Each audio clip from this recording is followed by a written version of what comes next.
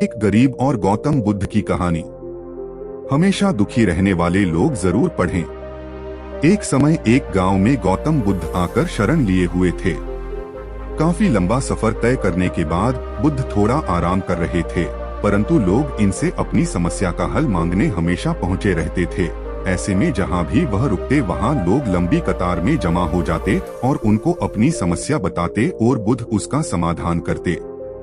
उसी गांव में एक सड़क के थोड़ा किनारे पर एक भिखारी बैठा करता। वह यह रोज देखता कि लोग अपने दुख दर्द और अपनी गंभीर से गंभीर रूपी समस्या को लेकर आते हैं, और जब वहां से जाते हैं तो उनका चेहरा बेहद खिलखिला रहा होता है। वे मुस्कुरा रहे होते हैं और नए जोश के साथ भरे दिखते हैं।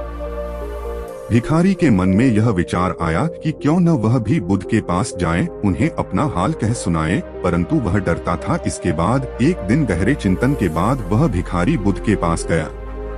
लोग लंबी लाइन में खड़े रहते और एक एक कर अपनी समस्या का समाधान लेकर वहां से चले जाते।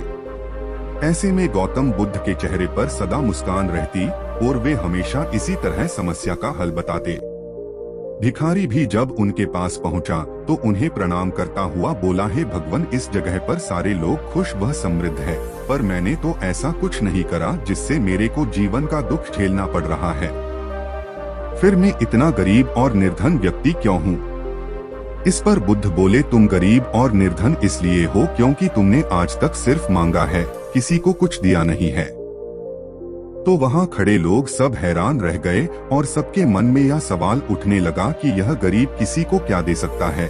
इस पर गरीब भिखारी ने बोला कि भगवान, मैं खुद भीख मांगकर गुजारा करता हूँ, भला मैं किसी को क्या दे सकता हूँ।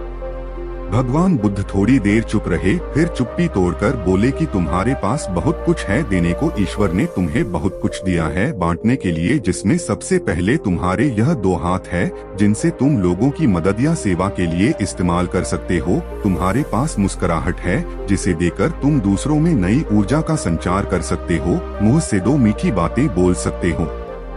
ईश्वर ने जिसको यह तीन चीजें दी है उसको कभी कोई निर्धन और दुखी नहीं कर सकता है।